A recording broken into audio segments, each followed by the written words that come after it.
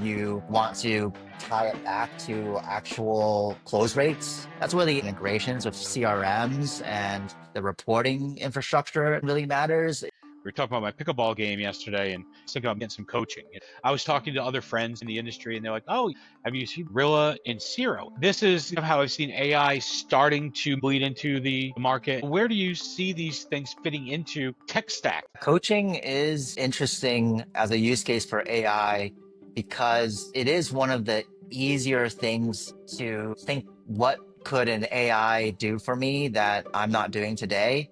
And that is simply listening into conversations. When your field sales reps go to a person's home, you can't really be there to know whether or not they're following your script. What I've seen is the best companies, they do a ton of ride-alongs. What they're capitalizing on, Siro and Rilla, is what if instead of a manager having to spend their time to physically shadow someone, they just download an app, put in their script into the AI system, and the system is able to identify any sort of coachable moment that typically a sales manager on a ride-along would be looking for. Well, I imagine they can also pick up things that are good. Maybe this rep came up with something that's a really solid nugget that then they could coach other members of the team. It's very useful. All those home visits now, those conversations Saves a tremendous amount of time.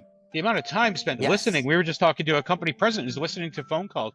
Like, there's got to be better things to be doing. I mean, this is a very time-intensive ordeal. It is. The harder part to think around AI and recording all these conversations is compliance. You want to tie it back to actual close rates. That's where the integrations with CRMs and the reporting infrastructure really matters. There's also the added burden of just introducing a new tool. And what we've seen is that they do deliver strong ROI so long as you have someone dedicated to it. Just the core part of the technology of having an SOP, a standard operating procedure, and you need a rep to follow it, that is actually the most interesting part. And it gets more interesting in the call center where you're trying to make sure people don't deviate at all from the script. They have all their answers in front of them. If the customer responds, they know exactly what to say next. It's printed on the screen, exactly line by line. Really, what I find interesting about AI in the call center